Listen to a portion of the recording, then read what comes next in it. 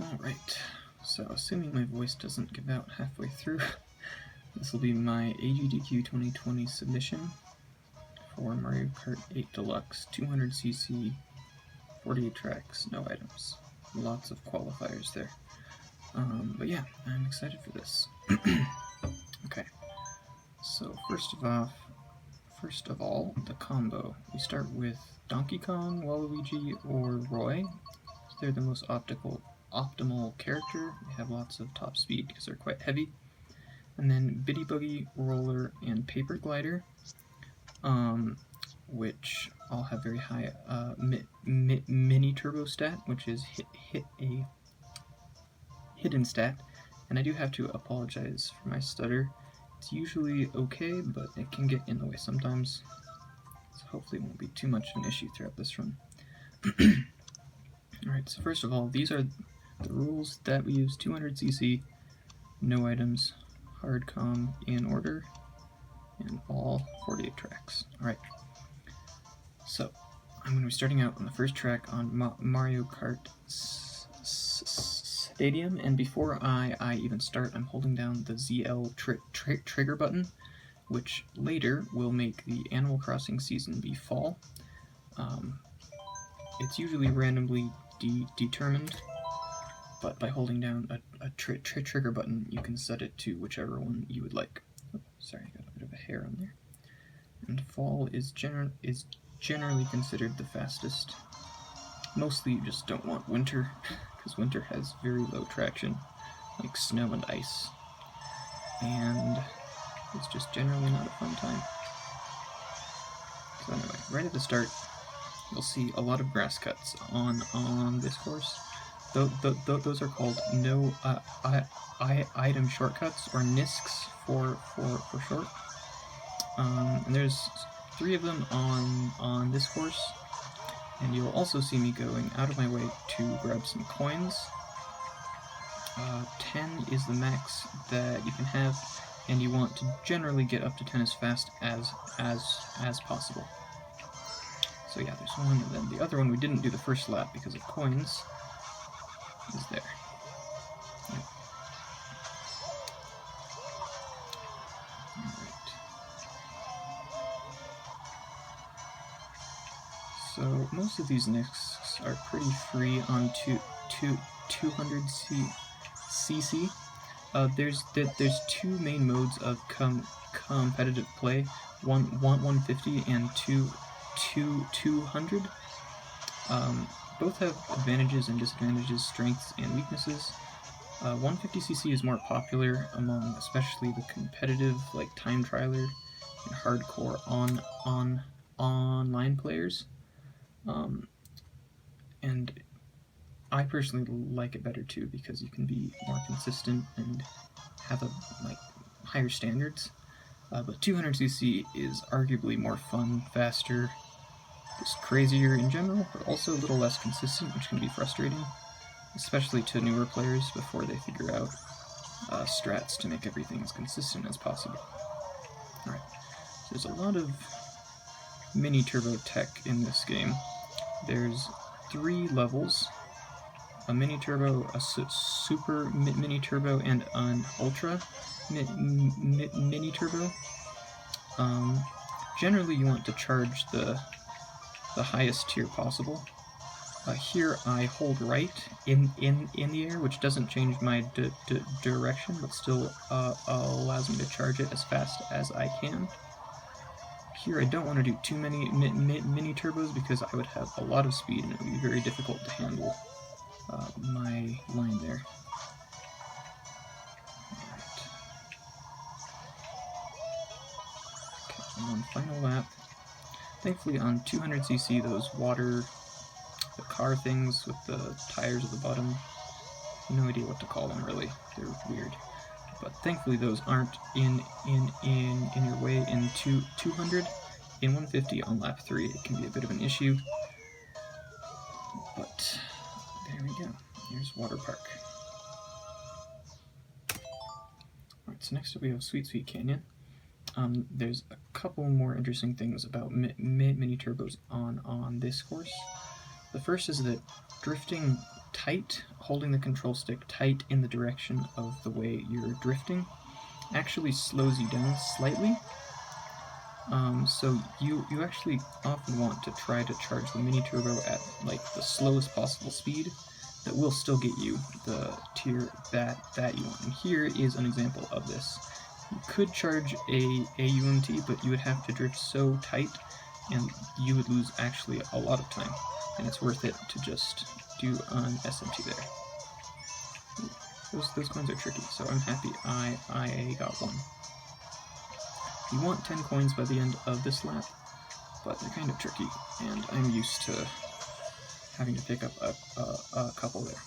The other reason why that this is faster to get an SMT here is because for whatever reason that blue ramp there kind of sucks your boost out of you in favor of the trick boost.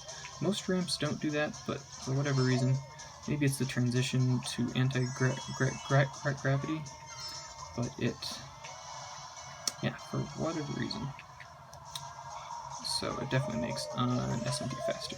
And the other thing you'll see me doing is before that cannon there, I hop just before the edge, so I land right on the edge, and it makes the glider come out faster, which means that I enter the cannon speed slightly faster. It saves about 0.1 if done right. Ooh, hit a bit of dirt there. Would lost some time, but nothing devastating. Alright, next up is Thwomp Ruins. There's a really fun Nisk right at the start. It's possible on 152, but it's much harder. You have to counter hop, which is hopping right and then drifting left, and then charge an SMT to make it on 150, whereas on 200 you can just kind of drift over and get right up there like that. Missing the first coin there is not good. It means I'm going to be a coin down the entire race. And I don't think I've actually mentioned this yet. The coins raise your max speed. Each coin is equivalent to a half bar, roughly, in the combo building screen. So the difference between 0 and 10 coins is actually like almost the same as the difference in speed between the slowest and fastest character. So you can see right away that it makes a big deal. I should have gone for that other one there.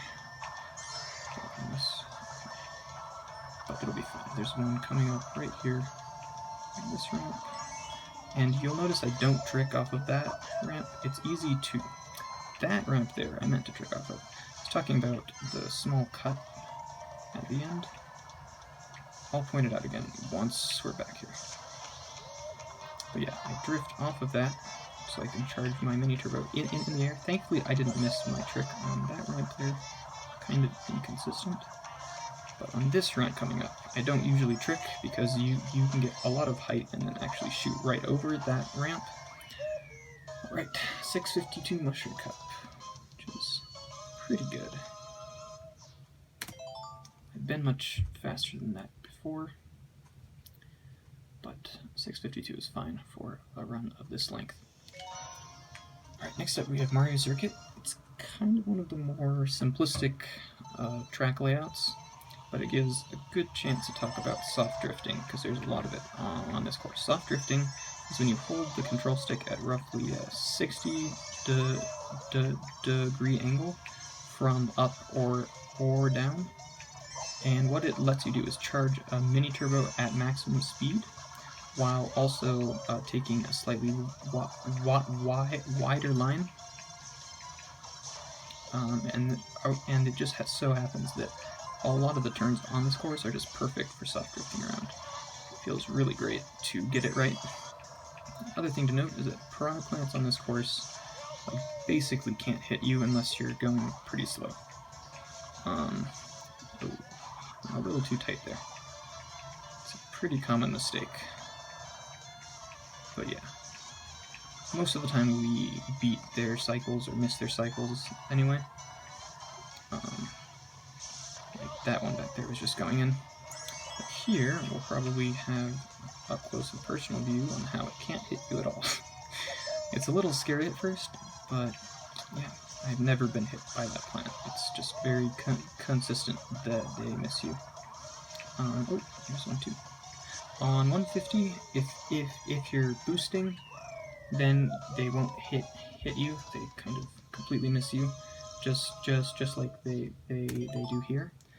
But it's much trickier, and a lot of players go wide rather than risking messing that up. Because a lot of aspects of this game are made for 150. 200cc was kind of an add-on thing. So everything functions really well for 150. Most things function quite well for 200, but a couple things just don't quite work, and piranha plants are one of them. But I'm fine with that. Less things to reset over. So there you definitely want to drift off of that ramp rather than tricking. Kind of a balance that you have to play throughout every single track. Where do you want to trick and where do you not want to trick?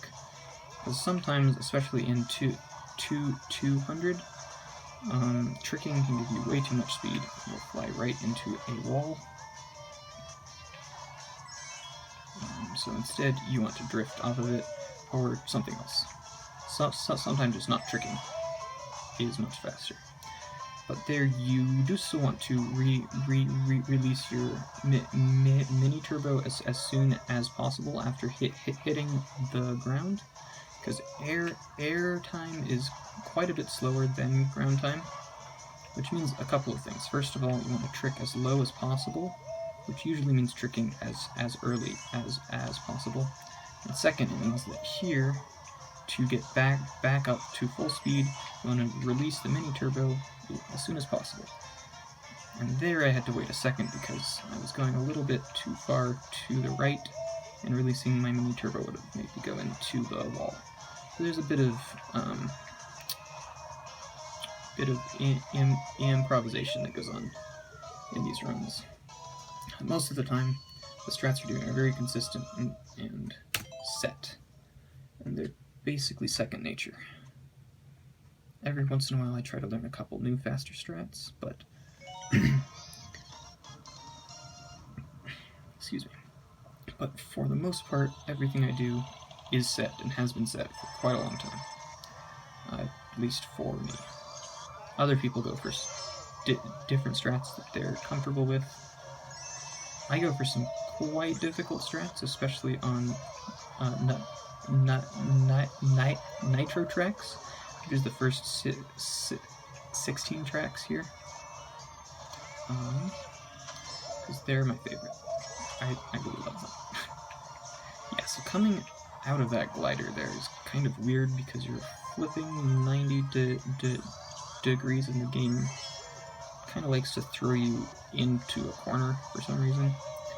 So you really have to know about that and not do that.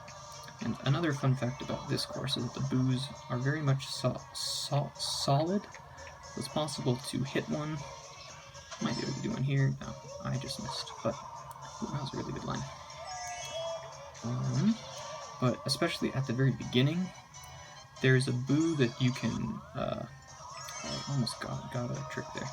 Anyway, there's a boo that if you trick too high or at the wrong angle, you can hit that boo and it'll shoot you far into the right wall. It's really annoying. It's pretty inconsistent when it happens, so I take a slightly slower line, so I just avoid the risk of that altogether. And that was really unfortunate. But I made it through the statue. Ugh. The walls there have a lot of jutting crags, so it's very easy to swing wide, hit one, and completely lose all speed. It doesn't usually happen, but happened there, because I was a little bit ambitious with my speed there. Okay, so this is one of the hardest courses to do well. I'm going to play the beginning consistent, especially with the coins.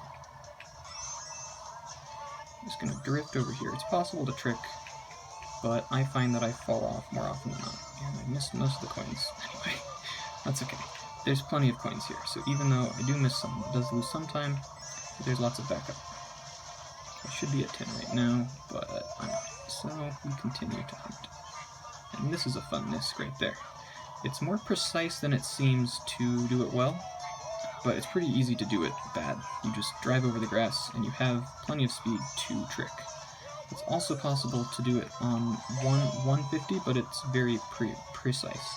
I'm like 1 in 3 on it currently. I haven't played 150 for a while, but there's some people who can do it very, very well on 150 even, but I am not one of them. But I'm pretty consistent on 200. Hopefully I don't regret saying that lap 3. Because if you hop even slightly too early or late, then things can go bad really quickly. That was very wide, but that's okay. The SMT saves a lot over not tricking there. So, alright. Last attempt at this. Hopefully all goes well. And I had jinxed it. Oh well.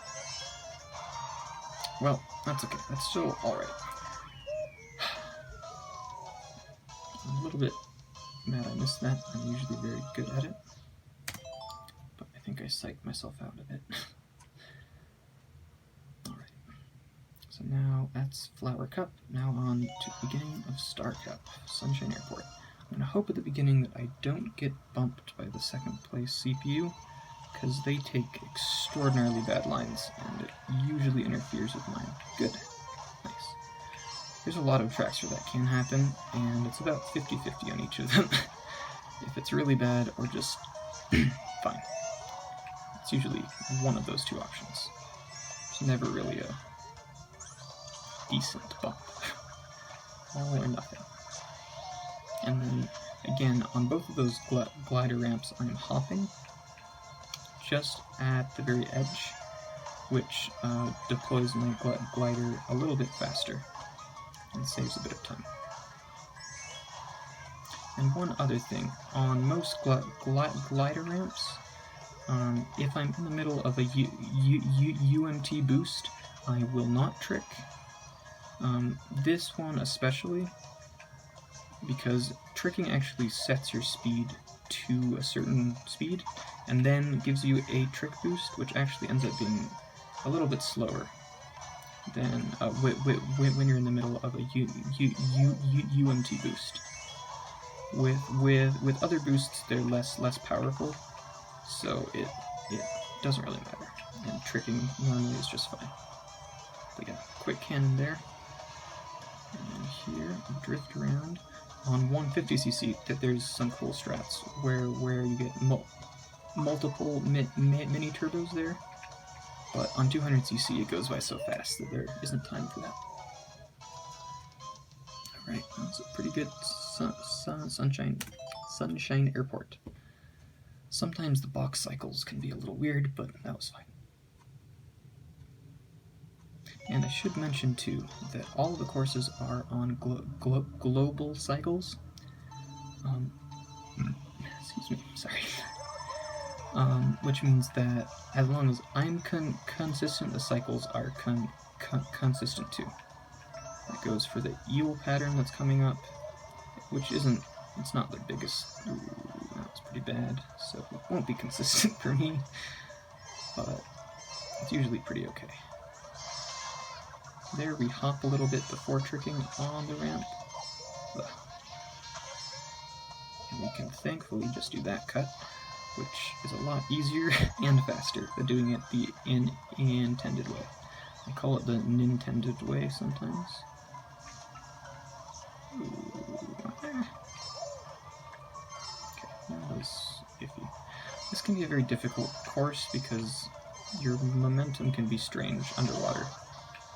And actually, I did this wrong the first lap. You're supposed to get SMT there, not a UMT, because just because of the way that the glider ramp is there, and the way it interacts with you, it's faster to get out of the drift and get boosting rather than keep charging it.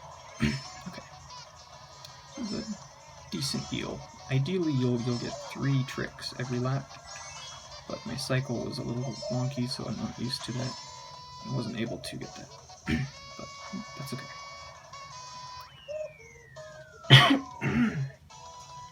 Excuse me.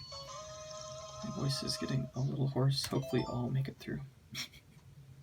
And at the actual event, I probably won't be commentating, just because currently my stutter's being fine, everything's flowing and natural, but especially when I get in front of a ton of people, I don't trust myself to speak a whole lot.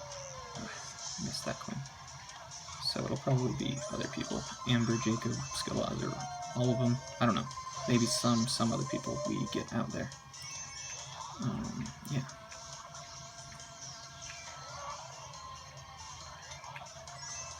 Okay, this is pretty good so far. So again here, we don't trick because we're in a UMT boost. Get those 2 coins, that's good. That's kind of a blind coin get. We have good enough coins that I won't go down for one there. I'm gonna, oh, I missed the drift there. It can be a little finicky at times. Brake drift around that corner.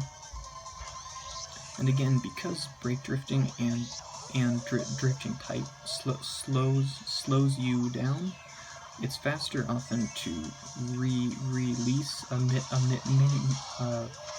mini turbo, especially an SMT rather than a UMT, just because the time it takes to charge isn't made up for in the time it saves you by boosting, if that makes sense. Hopefully I explained that okay. Kind of a little weird to get your head around the first time, but there will be plenty of opportunities, especially in retro tracks, for me to go a little more in depth on that. There's some more interesting, more specific tech that is primarily in those tracks, just because of the way that the layouts happen to be.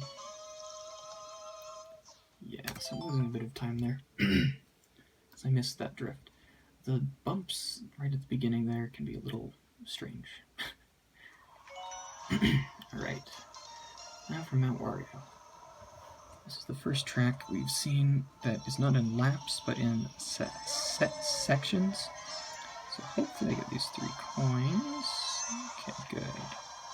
And you'll see a lot of not tricking here, because, yeah, tricking there is a very bad idea, to put it lightly. It's possible to go even tighter than that and skip that little bump ramp, but it is usually a bad idea. I don't go for it. You can fall off, and falling off loses around 3 to 4 seconds, depending on where you fall off and how confused Lakitu gets when putting you back on. Because it can take him a minute to figure out what's going on sometimes. So here the fastest path is actually just straight through. We hop over to skip as much off-road as possible, and the glider gets us back up to speed. We pray that we don't hit anything here. Okay, looks like we're good.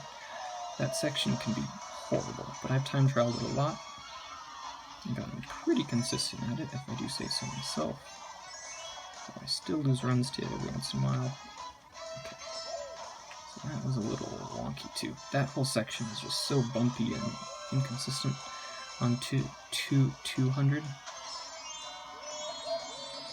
And here we just drift right and release the mini turbo when we don't use hardly any speed. Get right back up there. That was pretty solid overall. There's a lot of little things there that can lose a lot of time, so it's always nice when everything goes pretty smoothly overall. Here's a cycle-dependent course, if there ever was one. I'm aiming to make a cycle lap 3, like the very end of lap 3, and it's tight, and I have to play basically perfectly to get it. Get very good coins too. So it's a good start. Start can always be confusing because you're stressed about the other players because they sometimes bump you and mess everything up, honestly. So here it's fastest to just take the inside boost panels and we hop on the end, and here it actually gives us a high glider, which kind of lowers the radius of the circle that we kind of turn into to transition from anti-gravity to regular track.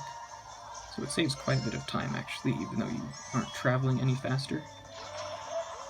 And here, because we exit the cannon at such a slow speed, oh, wow, this is actually the best pace I've ever been on. I was too fast to make that cycle. Anyway, I forget what I was saying exactly. Oh yeah, that miss back there is intended, but on 200cc it's very tricky. It can be slippery, and if you lose traction, you are screwed. So this turn here is also very tricky, but it can be done without brake drifting. It just works very nicely once you figure it out. Okay, this looks like a really good pace. I don't know. I could have made that, but it would have been really close. I'm kind of glad I didn't go for it. So here, okay, we're good. Sometimes because I'm approaching it from the right side, that miss can be different, and I'm less consistent on it on lap 3, so I'm glad I made that. Next up, Bone Dry Dunes. The best desert track in Mario Kart 8 Deluxe. And that's not saying much because there's only 2 and the other one sucks. I'll talk more about that when we get there. So that ship throws out coins, but we're way too fast for them. On 150cc you would go for them, but here we are too speedy. Yeah, coins here are really hard. They're pretty good so far. Hopefully I don't miss these 3. They're actually really tricky to brake drift the right amount. 2 is okay. So here, if we just drift across this bit of sand, we get a bit of air and an SMT. Hop over that.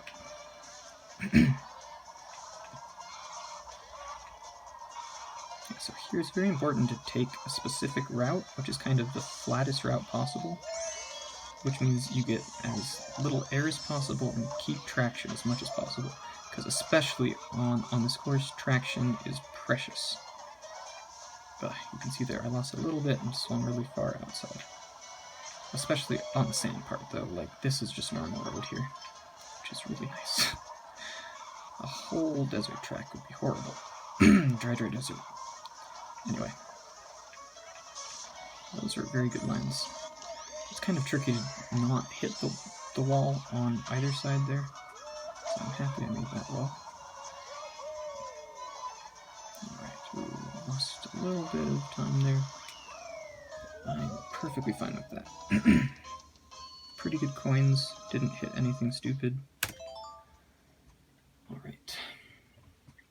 Now was Bowser's Castle, another heavily cycle-dependent and CPU RNG based course. So I'm really hoping that this goes well. I might just be quiet here for a second so I can let Peach do her thing. Go zoom. Oh, or not Peach. Hi. Go inside here. Okay. That's okay. There is a skip you can do there, but I'm being consistent right now. And I'm not going for that. I plan to practice that soon though, so probably at the event I will go for it. You can kind of like skip over a bit of the track there if you just like drift off the edge. The anti-gravity is really weird there, and you just land back on the other track, so, or on the next section of that same track, rather. It's not a path switch. That'll have to wait for later. This is good pace. Yeah. So yeah, the right path is actually faster in terms of distance, but the left track is usually faster, especially on laps 1 and 2, just because of the wave cycles and the tricks that you're able to get. Okay, ooh, that was close.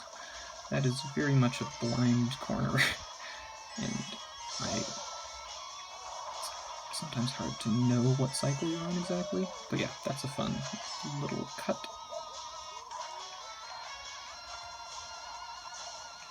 Around the corner, and we're done. That was quite good. That can go very badly. At the start, the CPUs have basically infinite traction and handling, which doesn't make any sense and isn't fair at all.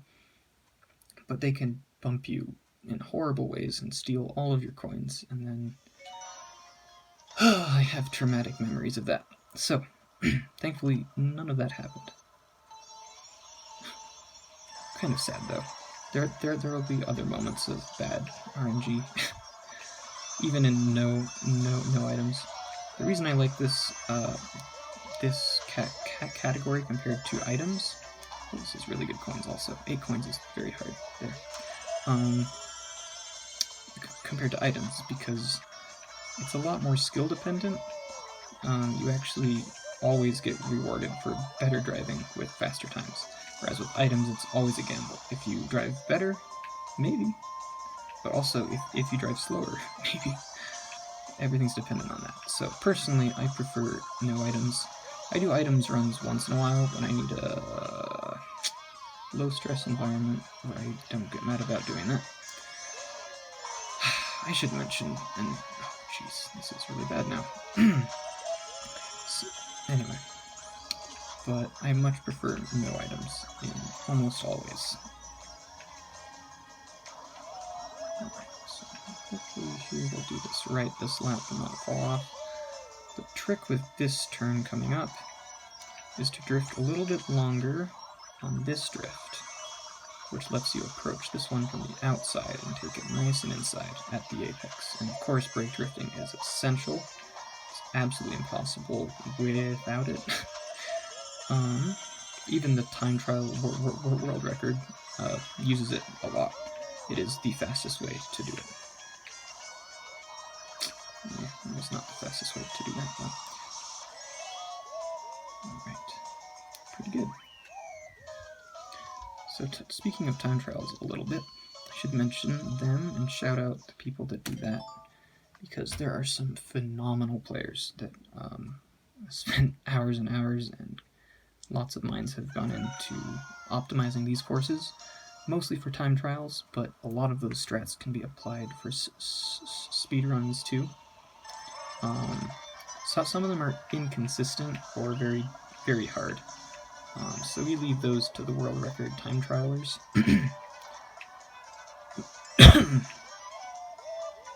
And a lot of them don't do speedruns, but enough do that we are awed by their presence. And yeah, they definitely make the game a lot more interesting and challenging than it would otherwise be. So here, this is a course that's both cycle-based and RNG-based, so it's wonderful. The cow pattern is completely random, but the mole pattern is set. So I want to beat out a mole on lap 3, but thankfully the cows seem to be pretty good. Yeah, looks like one has already crossed. Oh my gosh, the CPU bumps suck though, so I might not make it. Ooh, that's not good. Yeah, I don't think I'll make it now. But yeah, that was not good. Best to just trick on that. Cut my losses. Anyway, and the cows can really just be in the worst places sometimes. It's like they know, and they're waiting for you. Alright, so here's another course with a lot of, or a couple, 3 fun discs, I guess. That's a lot for one course. At the start there's one, but we don't do it lap 1 because we don't have enough speed, and we want to be sure to grab those coins, and I missed one. Great. Anyway, I'm going to brake drift hard here, hit that panel, drift off of that ramp instead of tricking, and then, ooh, I missed a coin there too, and SM2. Well, it's a little rocky start, that's fine. So here, though, we can just jump off that. And here's the one I was talking about at the start. You can drift off that, and hopefully, there we go. There's those 2 coins. And that's the last one, which we also don't do lap 1, I guess. I forgot to mention that.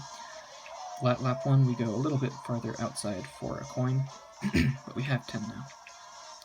So it's great. Okay, tires can just be there, like that. And I hope I don't hit any. But the CPUs bump them a lot, and into very unpredictable places sometimes. Okay. Should be okay here. Yeah, good. Ooh, yeah, it's still there. They usually despawn. Yeah, they usually despawn pretty soon after being moved, so I'm surprised that was still there. Maybe it was a different one that just also got knocked there. It's hard to say. Alright. So here is the introduction of what I call anti-soft drifting. Yeah, so as I mentioned before, holding the same direction that you're drifting slows you down a little bit, which usually isn't a big deal. But in some places, like this turn coming up here, it does matter enough that you want to not hold right at all, and instead just drift around like that. And the line works out really well. And yeah, you save actually quite a bit of time compared to getting an SMT, which is much easier. It's not difficult to get an SMT, it's just slower. That trick is a little bit faster. And also there, it's faster to not get an SMT like we did the first lap, as we took a different line because of coins, and we're faster, so it goes by quicker. And you may have seen people just hop over that off-road patch, but it actually is faster to drift around it, even with a perfect hopping over that. That last turn was very tricky, and I know I said to not get an SMT, but sometimes I got a little bit of air there, and it is faster. Or at least, I think it is. There's really a lot of strats that are minutely different from each other in terms of time, and a lot of those just add up. Okay, that was almost really bad, but ooh, that was really bad at the end. Oof. Excuse me. Alright. Now for another cycle-based track. Also has random patterns. Okay, good. Seeing that car with the glider on top of it on the course loading screen is really good, because it means it's not the worst pattern. The worst pattern sucks. But thankfully this isn't it, so I don't need to worry about buses being in the way or anything. Ooh. Okay, that was a little sketchy, but we're good. Oh, I missed 2 coins. That's okay. 2 coins is the most that you can miss and still be okay there. Because thankfully, oh, there's a truck there. There are 4 here, which 4 plus 4 plus 4 is 12 total coins that are easy and in our line to get. Jeez, that was weird. Sorry. That was everything's in a little bit different spot than I was used to. This pattern is not one I've had for a while. Thankfully that worked out. I thought that was what was coming, but I wasn't 100% sure. I'm glad it was. Alright, and here we just get a nice UMT. There is a strat where you can anti-soft drift around that whole turn there, which is what you do here, basically. Until the very end. And sure, you can charge an SMT, but I find it much safer to just go for an MT.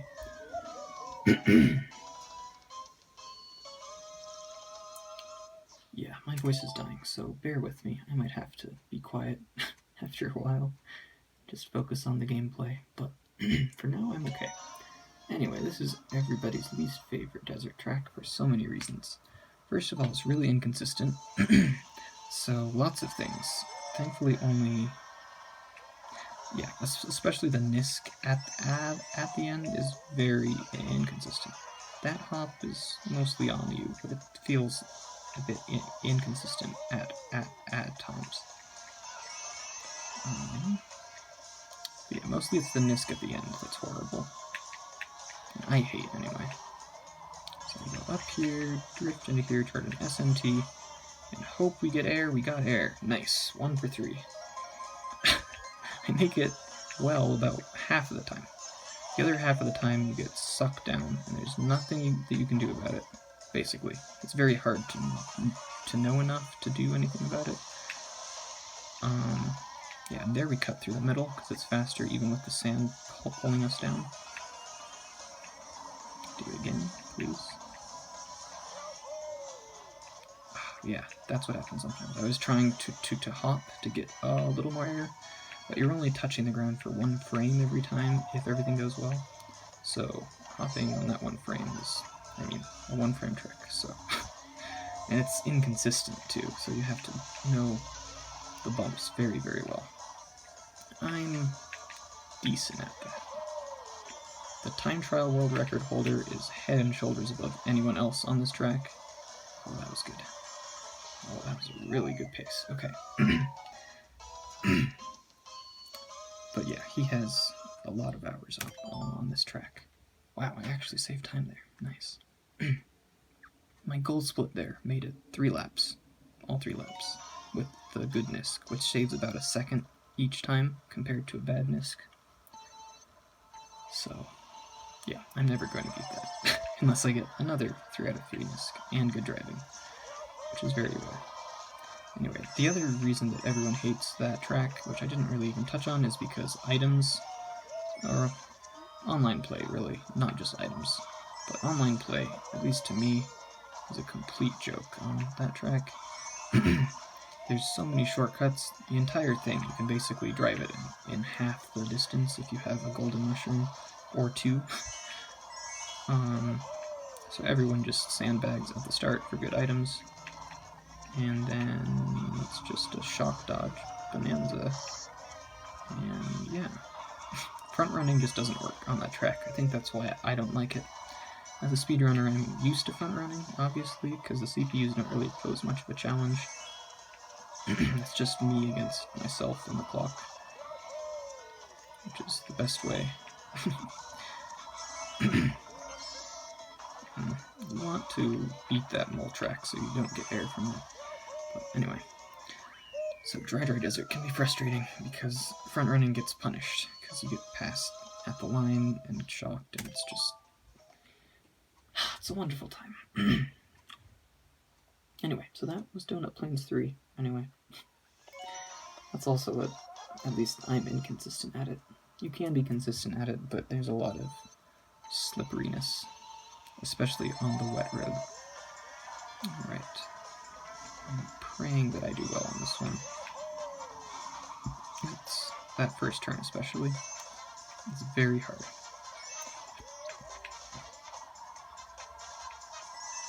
But everything's looking good so far. Coins are good. Haven't missed any. And didn't miss any. Good. Here we counter hump a bit and then soft drift. Which lets us get that. There is a Nisk that you can do to cut over the grass right on that turn, but it's really inconsistent and really a time trial only strat, so no one really goes for it. At least that I know of. Maybe Doodle will start going for it in his run soon. Doodle is probably one of the best players in the world. Time trials, online, and speedrunning overall. He's just incredible. He has the world record for this game. Actually, I'd say he, I'm not sure, but I think, not to assume, but a lot of people that play this game are male. Anyway. Oh, my throat.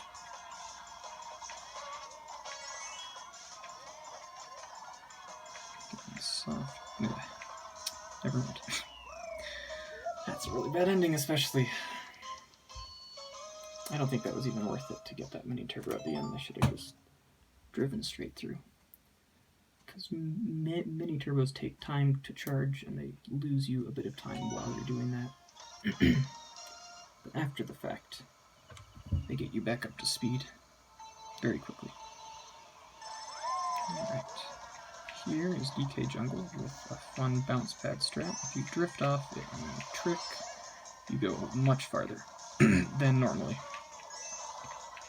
Missing a coin there is bad. Coins are very sparse on this track. So when I miss another one, I'm actually gonna go. Okay. I should have 6 by now. 4 is not good. But it means I can get it in the next lap. If everything goes well. But yeah.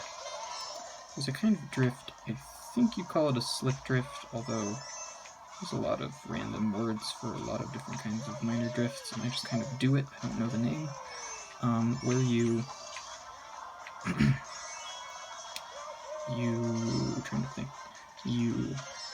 hold the direction you're drifting, and then right as you land, you hold the opposite direction, which is what I do right on this turn, and what that does with outside drifting, karts and bikes, is it actually swings you a little bit in the direction opposite you're drifting, which is just how karts and bikes go, and then keeps you in that direction. But it also means that if you start holding the opposite direction too early, then you drift the opposite direction. And that is not a good time, especially right there. Because you go into kind of a corner where you can't really go anywhere, and then there's not really any good options from that point. So you just avoid it. And that's the best strat. So, Mario Stadium. Oh, this is a fun and crazy one, because nothing works as intended on 200cc. Absolutely nothing works as intended. So you don't trick on, like, anything. Actually, I think that might actually be true. I don't think you trick on anything. That's funny. I never actually thought of that. But you just drift off here, charge a mini turbo, rather than a trick, because a trick would just be insane. That is really fun. You actually... Oh no, you trick here, but you don't trick here. You drift.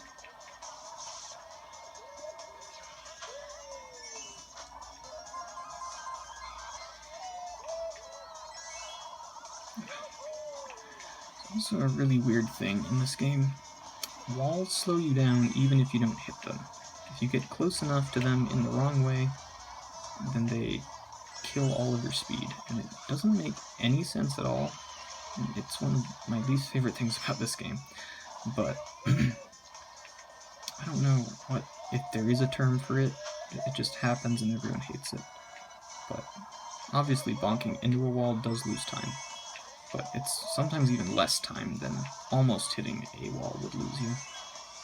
So, oh my gosh, my drift keeps starting late there. I'm not sure what to do about that. That's not good. This is a tricky course to pick up on, right? That's alright. Thankfully, because you were still going forward, and I was in the air, I didn't lose too much time, because the animation is a set amount of time, and I kept going forward during that, and then once I landed, I was able to start off pretty quickly. That was pretty sloppy overall, though, so I did lose quite a bit of time compared to my personal best. Okay.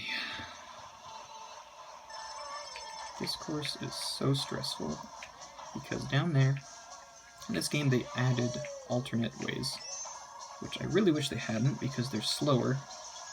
Like, especially the first one there, falling into that lake is like 3 or 4 seconds slower. It's not even close. And then here as well, you do not want to fall down there. It loses a second or so if you do it perfectly after falling down, but it's really hard to do it perfectly, and you're usually not expecting to fall down, because you try not to.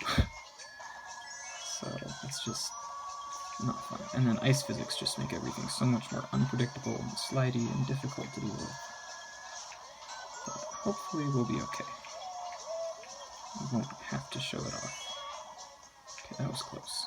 Sometimes the cracks there can just suck you in and just bump you, even when it looks like they shouldn't really. That one there, though, you can drift pretty much right over them, and they won't usually do it. I'm okay saying that because it's lap 3 and I won't have to go past them again. But yeah, so that's a pro tip. Don't go down there. Even though it might be tempting, and you feel like it's faster, because they make it seem like a shortcut. But a common thing in Mario Kart is that what Nintendo thinks are shortcuts are not shortcuts. They are not very good at playing Mario Kart. Generally, anyway. There's some things that are fine. But alright, Music Park, or Melody Motorway, as you might say. So here we have another slip drift at the start to go right, but then you turn left. I really have no idea if that's called a slip drift. I should look that up before actually going. So much of this I learned just by watching others. I really have no idea what I'm doing, which isn't strictly true, but I do know a lot. Okay, here, yes, good. pretty precise angle to be able to drift around that grass, but still take that cut. I am notoriously bad at this. At least, I don't stream, as you may have noticed. I don't have a capture card or anything. But I'm notorious in my own house with myself for missing that. Also, up in that ceiling, you can sometimes clip in it. I didn't want to get that bounce. Okay, good. That's another option too, is just to hop over the grass there. And here you'll notice I do 2 SMTs instead of 1 UMT. That's actually faster, the boost time adds up to more. So, that's a better idea. Yeah, and here's another boost strat. Bounce pad strat. There we go. Ah. That's too good pace, I had to avoid that. And here, though, you do want to hop over, and it's very important to end on the left side. No, because you prevent that from happening. Well, that doesn't usually happen. Well, as you can see, the game freezes. That was a small freeze, thankfully. But for whatever reason, falling off there, at the end of that course, only that course, no other courses, but it makes the game freeze for like 2 or 3 seconds usually before starting the next race. It's really strange. No one knows why it happens, and that's actually the first time that ending on the left hasn't worked for me for avoiding that, because normally what's happened is, well, so the game kind of divides the track up into lanes, just in its way of seeing it, and it directs the computer players to be in one of those lanes. And right at Music Park, there's a lane split, so it's programmed for you to change lanes there as a computer-controlled player after you finish. So if you end on the left, then you switch to the right and won't fall off. If you end on the right, you switch to the left and almost always fall off. For some stupid reason, it's just really bad at driving on 200cc there. Anyway, so I'm losing a lot of time on this split because of something that I thought was in my control, but apparently isn't. Anyway, but usually that works out. I figured out that worked a couple months ago. For a long time, people thought that it was just random, but I did some investigating. That's a nice draft. Thank you, Luigi. Most of the time, interactions with CPU players are just bad. Whew. But that was the rare positive one. Alright, so yeah. I drove that quite well, but I lost 1.5 seconds because of that. Stupid stuff. Okay, TikTok clock. This is the beginning of Lightning Cup, and one of the most difficult cups, for sure. TikTok clock is cycle-based again. It's a bit like Bowser's Castle with the mace, except there's like 3 of them. Only 2, I guess. And also clock hand shortcut at the end that is cycle dependent. Those are good tricks though. It's sometimes hard to get all 3 tricks there.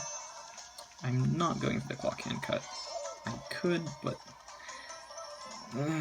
it's risky, and you can fall off if things go horribly wrong. So anyway, here we go. Oh, that was rough. I missed a mini turbo, which loses a lot of time on this course especially. Okay, I got those coins that time. Yeah, I missed one trick there, and you don't want to trick off of the 4th one, because you'd have too much speed. Whew. That almost didn't work. I had a little bit too much speed at the end, or air at the end. Okay, here we go. I did that much more consistently that time. But yeah, CPUs have a rough time with this course, as you can tell. So yeah, these are good tricks. I might gold this. Good, I got a UMT. If you release a SMT or UMT in the first couple frames of charging it, then you don't actually see that color. I didn't gold, but it was very close. Anyway, so it seems like you missed it, but you didn't. So anyway, just a fun little thing. Okay, Piranha Plant Slide, another very difficult, bumpy, can be inconsistent course. Hopefully I will play consistently though, and we will have no issues whatsoever.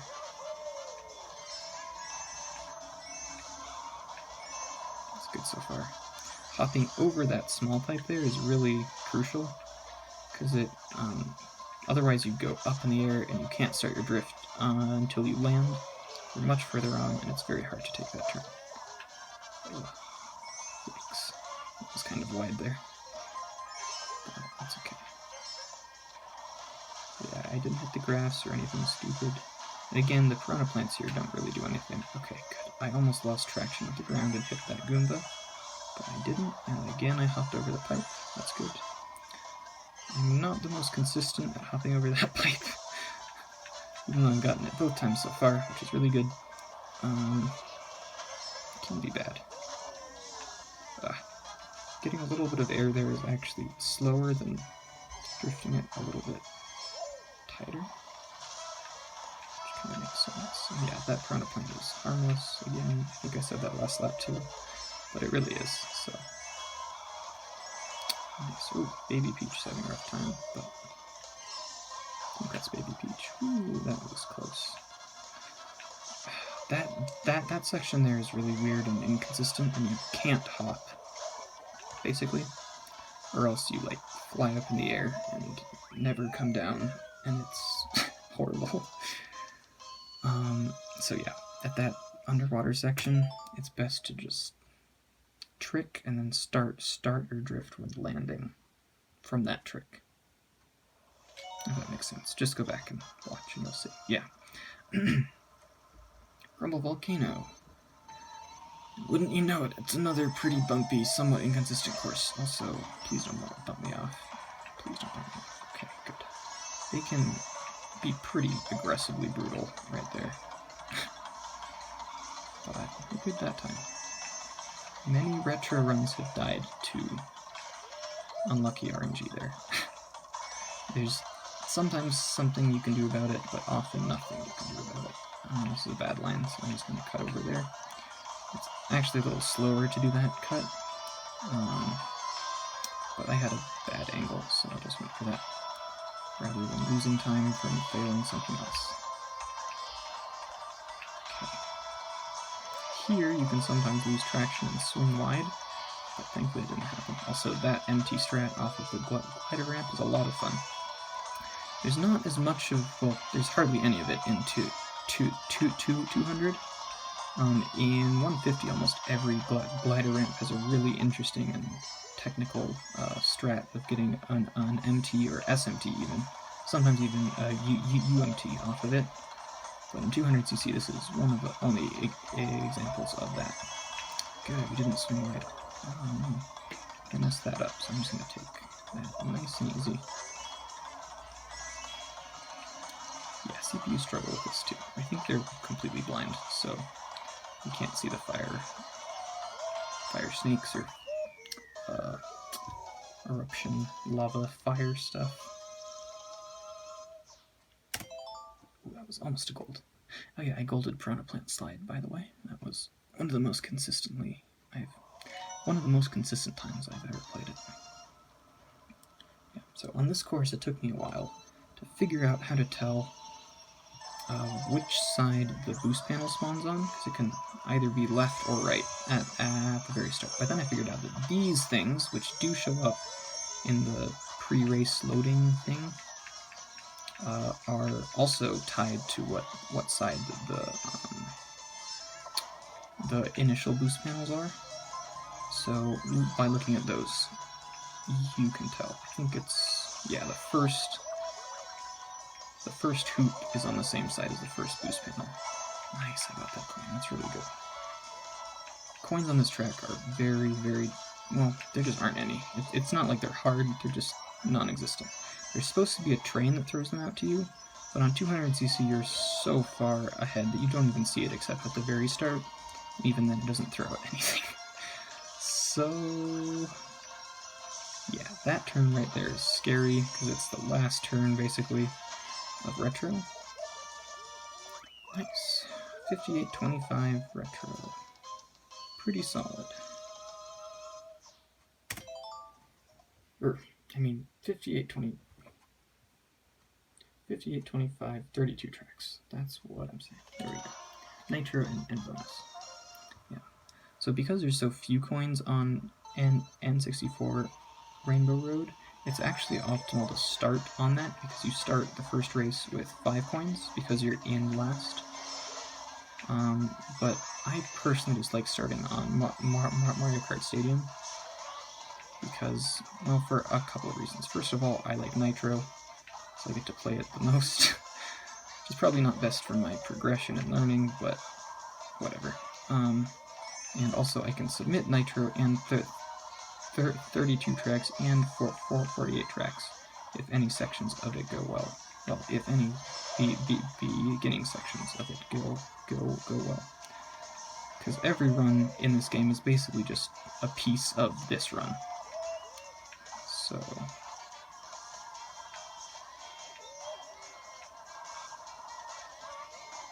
yeah, so this is Yoshi Circuit. It is one of it's hard. I'll just say that. The misc at the beginning is a lot easier than it looks, although it's still somewhat precise. You have to know what you're doing. I basically never miss it though. Most top level runners don't. Ugh, that thing though is weirdly inconsistent. I don't even know if I want to call it a misc. Well, I guess it's a misc. It's drifting over something, but I don't know why. It just sometimes just doesn't work, and I don't really know quite why it doesn't work for me, but that was pretty good though. Nice scold. Alright. Anyway, coming up is the worst track of this run. Excite Bike Arena, also known as RNG Arena on my splits, because the entire course layout is RNG. This looks like a bad one. Oh my gosh. A single coin on the first half of the lap is not good. At least I got the good dirt pattern one. Yeah, this is not good. I need to go for this. I missed that too. I'm gonna hit that. No! Okay, good. Hitting that would be catastrophic. But, yeah, airtime is bad, as I've mentioned. And this has a lot of ramps, and they're randomly placed, so there aren't really any consistent strats that you can develop beyond just trying to avoid ramps when possible. It's kind of dumb, but now that I know that that's there, I can go there. Yeah, there we go. There's 10 coins. Okay. Feeling a little bit better about this now. But yeah, the entire... It's kind of like it takes a selection of modules, which is like groups of other ramps, like this and that ramp there and that dirt patch there are like always with each other, and then it kind of mixes those modules up in a hat and then randomly selects them. And yeah, it makes it so there aren't really any advanced strats for this, at least unless you're like a god at this track, and no one is because everyone hates it basically. But yeah, I lost quite a bit of time there, and I didn't really make any mistakes. It was just a horrible layout. Yeah. Next up, though, is Dragon Driftway, and I like this one. I really like the concept of, like, in Yoshi Circuit and this track of, like, driving along, like, dragon's body into its mouth, everything. It's just a really cool concept. Even though the mini-map doesn't look like a dragon or anything. But yeah, there's that cut, which is fun. It's really easy on 200. Again, you have to know what you're doing, you have to go at the right angle, but it's pretty free. Unlike in 150, where you have to have pretty in-depth knowledge and skills at soft drifting and counter-hopping, and really pretty precise timing of when to hop to make it over. Although it is possible. I'm pretty consistent at it. Most people get pretty consistent. Okay, right there I should not have done that. But I went for a time trial strat where you brake slightly before going off that ramp. Or before doing that gap cut. Which means you go over quicker with a better line, but it also means that if you brake too much, you fall off. almost brake too much. So I don't think I'm doing that again this lap. I'm just going to play nice and safe. Yeah, it's pretty easy. It's just, there's just a very high skill ceiling for this game in general. There's always strats that you could be going for that, I don't know, if you practice them, great, and if you're consistent at them, then feel free. But there's a lot of really, really difficult non-viable strats, especially in 200, because it's just such a volatile and pretty inconsistent track in general, or mode in general. A lot of people, I don't know, there's kind of a debate on whether Nintendo was thinking about 200cc when they made tracks. Personally, I just think they weren't, because everything works so well on 150, and some things don't work on 200. So, I don't know. And it's not that they don't work, it's that they just don't work as intended. The intended way was foiled. Like this, for example, you can just hop over that when you're not supposed to. But yeah, that's pretty free as well. There's actually a couple levels of doing that in ISK there. The way that I go for it is named touchless, because I skip completely over that first landing pad, I guess. But God Touch is the fastest way, which is where you actually hit it for 1 frame, and I got it, but I didn't trick, because I didn't think I was getting it. Oh, jeez. Well, anyway, God Touch is not something you go for, it's something that just kind of happens. But Touchless is much more consistent. And if you mess it up too far towards God Touch, then sometimes you get God Touch, which is... Dang, I kind of squandered that, though. It saves about 0.1 or 0.2, because hitting the ground... Oh my gosh, I can't trick right now. Hitting the ground for more than 1 frame would slow you down for some reason. I'm not quite sure why, but it would. That was rough. Anyway. But yeah, so a 1 frame trick is the only way to save time while still tricking there.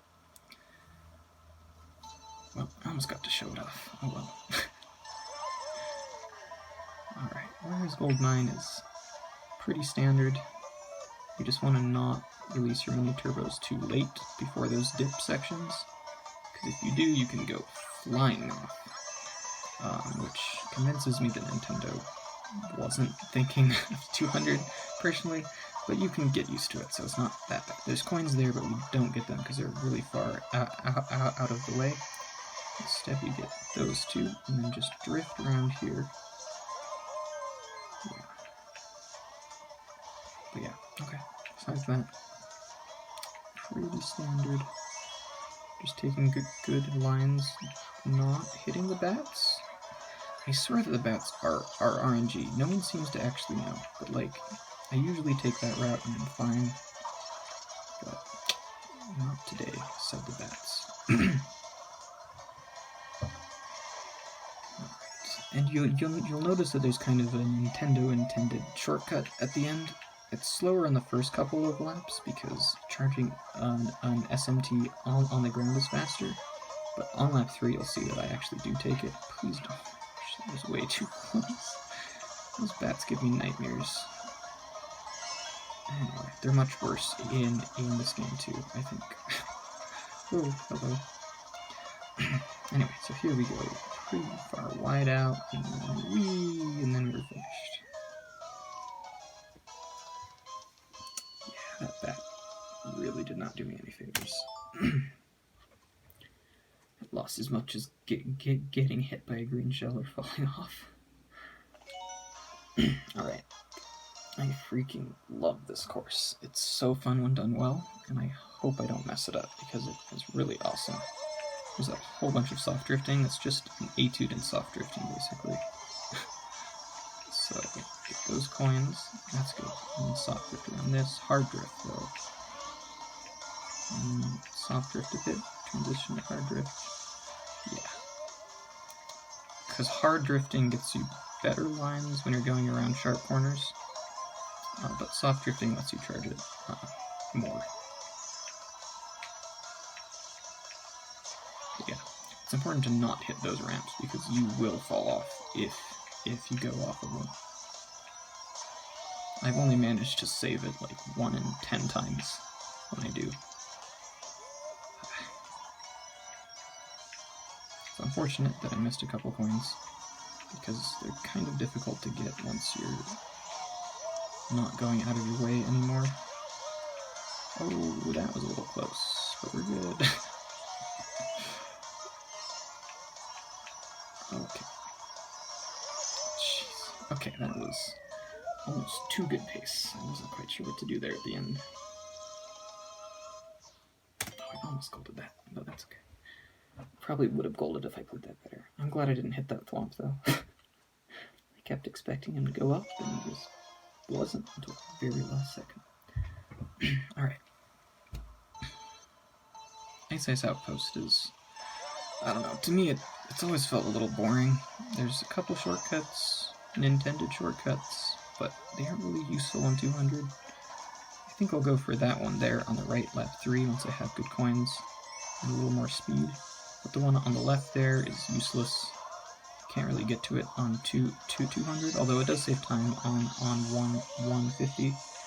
And then the one here, you can't get to it. I'm holding hard right, and I just can't get to it. It's faster to just drift around and charge on SMT. You know what the heck, I'll go for it now. Never mind, that's a bad angle. I'll wait till later. Hopefully I'll have a good setup for it on lap 2, or on lap 3 though. So, yeah. And I don't know, I think I've mentioned how bad that spin boosts are. I'll just go over it again because it's going to be really important in the next couple of tracks. Spin boosting, which happens, there's a couple ways. One sec, let's make this first. Okay, good. If you trick too early there and get a low trick, you can not make it and just fall off. It doesn't work.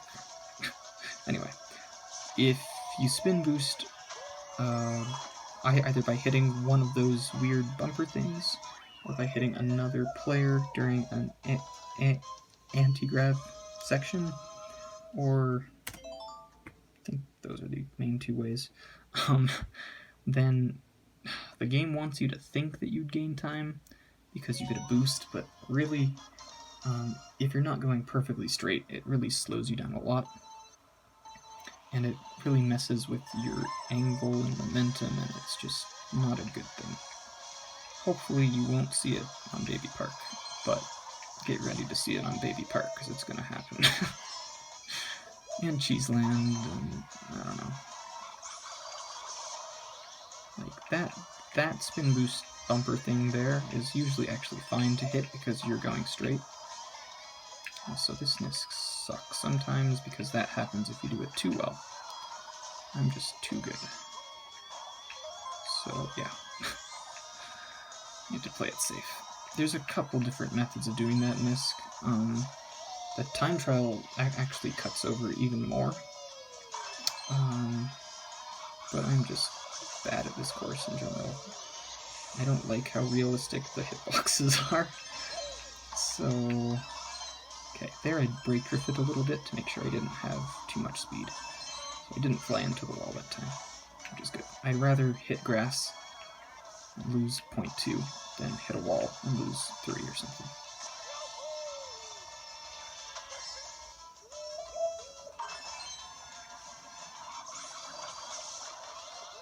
Good, yeah, but that's an okay spin boost. It's kind of confusing to tell where you're going for a second, but yeah. Good, and you can get eaten by that piranha. That was a really good miss, the third lap. Alright, yeah, I'm perfectly fine with that.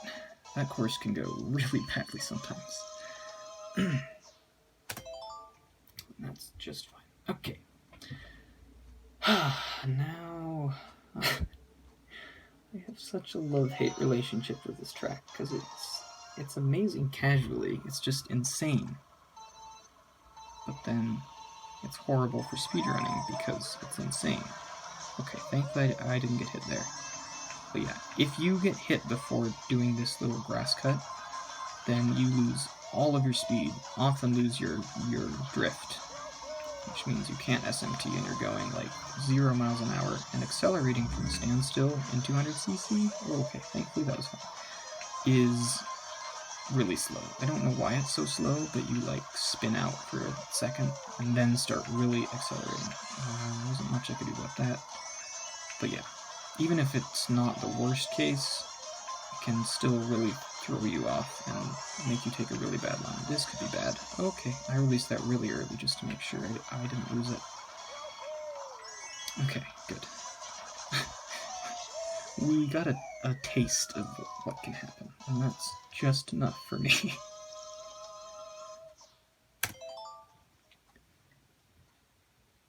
Alright, Cheeseland now, which is another one of the courses that I kind of hate online because of just all the shortcuts and the broken bullet bill pads and everything. You can look it up if you want.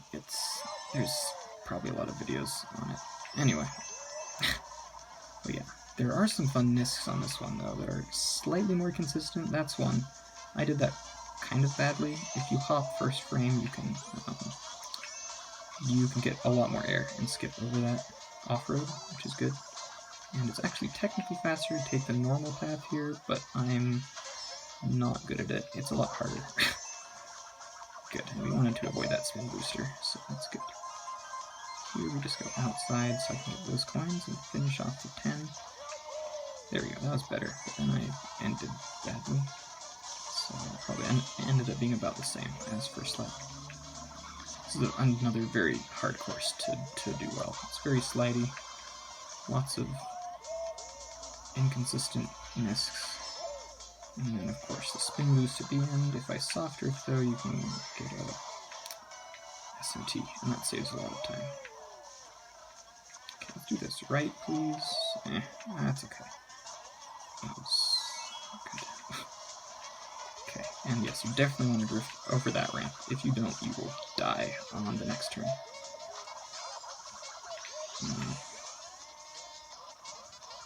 Okay, that was some bad hops.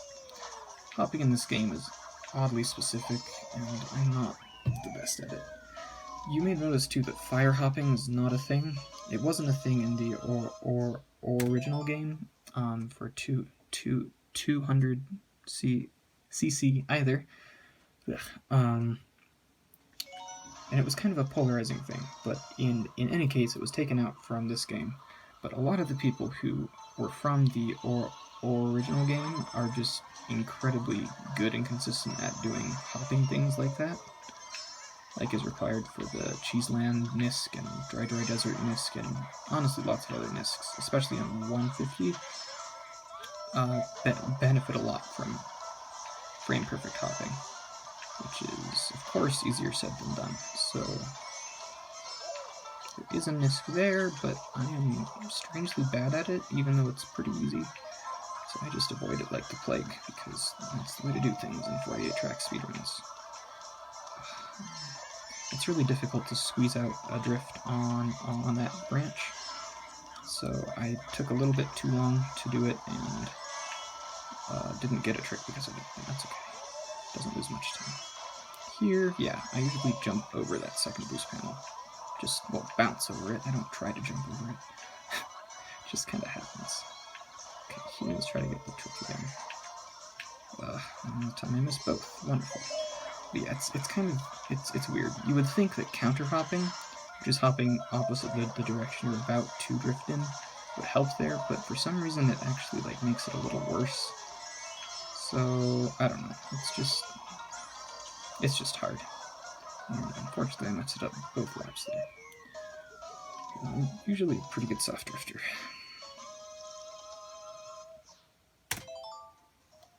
Alright, so now, an hour and 20 minutes in almost, we get the payoff of holding ZL at the very start. We get beautiful autumn, not almost as beautiful summer, and not terrifying spring, and not hideous winter, but fall. So, yeah, so the difference between the seasons, except for winter, which is just horrible and ice physics and everything, The other three are very much the same, except for the positioning of ramps. And you may say, what ramps? Exactly. There are no ramps in fall. Spring has ramps at the beginning here. It has one right where I'm going now, one with this coin on it, and then one with this coin on it. So spring makes it so you can't really get those, because they're in really awkward spots. And going off of them would mean losing a lot of time. And then summer has them on the beach section back there, which is arguably, it's basically as fast as fall. It might be faster if done well, but it's so much harder. Also, those fruits are mushrooms, but they're usually traps, actually, because it's really difficult to actually make them save time. Anyway, so summer has ramps there, which can be faster if done perfectly, but it's obviously hard to do things perfectly in this game. So fall is consistent, and most runners just go with that. A runner named Toshiki actually picks spring instead, but he's Japanese, and I don't think he speaks English, and I don't feel like searching out exactly why he does it, so it will remain a mystery. My guess is that it might have slightly higher traction, which would allow you to take the turns better, but I don't know, maybe he just likes the pink cherry trees. That makes sense. Japanese cherry blossoms are famous after all. Oh, that turn is really weird. There's not really any good way to take that turn. I just kind of improvise it. Try a different thing every run until something works, and so far nothing really has. So, yeah.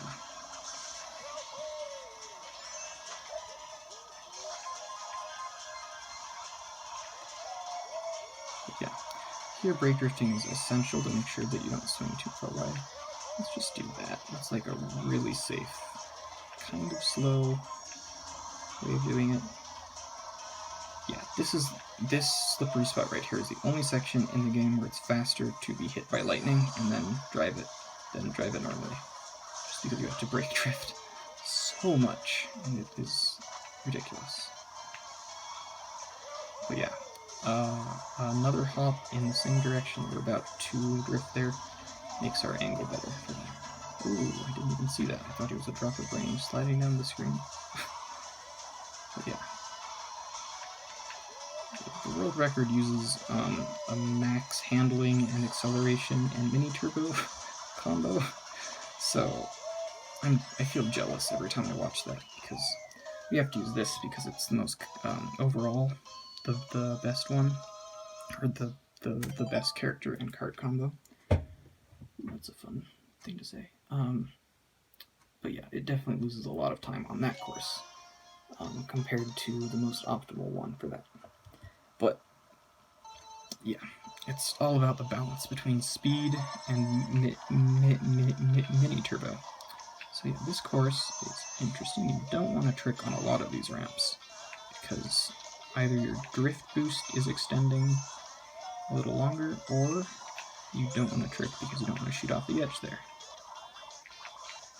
There are nisks there that are faster and do save time, but I do not feel comfortable doing them, especially because this is a cycle-based course, with the waves in the ribbon at the end. Ooh, I forgot about that. Jeez. So I just don't feel comfortable going through it unless I'm in time trials and can reset if something stupid happens. And I can learn from that and try it again. Whereas with this, I can learn from it, but it's going to be a while until I get to it a second time. At least in a run. But that is definitely one of the times where I can save the most time in my bonus tracks playing. Currently I have the second place time for that. I guess I should plug my own self a bit more, but I have the second place time for that, 5 seconds behind Draco, who is a pretty good player. He doesn't really play much anymore, but that time is very good, and will probably stand for a long time. And in Nitro Tracks, I actually have the record for 200cc no items, which I'm very proud of. That was an amazing run, and I really liked it. And then the retro tracks, a player named Doodle, who I can't remember if I mentioned him before. He has that record, and he also has the record for the 48 tracks and 32 track categories. So he is an amazing player, one of the best in the world, hands down. And there's a lot of incredible players, so that's saying a lot. Okay. This track is cycle-based, and there's 2 cycles. We got the good cycle, thank goodness, because it really sucks to get the bad cycle. Because lap 2, if you get the bad cycle, right on this turn coming up here, there's a train, like right here. And if you're fast, it's worse. So it's a hard pace lock, and it's actually faster to lose a bit of time, so you can go around it, and it's not in your way, which just feels stupid, and that should never be how it is. Anyway, but with this cycle, we're good. We don't have to worry about any of it. No trains are in our way. Except for lap 2, it's close, but I was fast, so I beat the train. And that one! Ha! I honestly forgot about that, because I don't usually hit it. And if I take a tight line, it's not an issue. Ugh. Well, it just shows this is towards the end of the run, and I don't make it here that often, so... Ugh. Although, if I recall correctly, my Super Bowl Subway Gold is actually on the bad pattern, but I just popped off. It was amazing. That doesn't usually happen. I don't usually play better on the bad pattern. Or maybe I do, because that was the good pattern, and I played pretty badly. So, oh my gosh. Okay, good. I didn't get spin boosted. I don't know how. But, woo! Also there, I didn't get spin boosted. But yeah, that's the fastest path. They're just always in a boost, basically, so it's very, very fast. You get a lot of coins, too, which is important, because there's not a whole lot of coin opportunities. There's these coin panels at the beginning of pretty much every lap. Also, this is the biggest skip in the entire game, and I just freaking messed it up. Oh, I'm so mad at myself. Well, anyway, you would hop off here, and then travel that whole way over to there, but that is honestly embarrassing. It's an easy skip. Ooh. Well, if anything, this no reset run, which actually went pretty darn well, has showed me what I need to time trial and work on before the event. So, oof, that feels bad, but, oh my gosh. Yep, I'm time trialing this one a lot for sure. Because there's a lot of cool strats that I unfortunately didn't really get to show off very much. Can you stop, please? Hello? Okay, well, life split broke. There we go. Well, that was roughly a 126, 35, 40, something like that. I'll time it out afterwards and submit that. Jeez. Anyway, so I really hope that this makes it in, because no items runs is kind of where the core of the speedrunning community is. A lot of people like it more than items. I mean, of course, there's the odd person who likes items, but personally, I find no items to be much more satisfying and rewarding and skill-based. So yeah, I really hope that makes it in. I think it would be really fun and interesting. Yeah, and I would really love to run it. Anyway, it'll be a fun race too. There's some awesome players. So yeah, thanks for watching.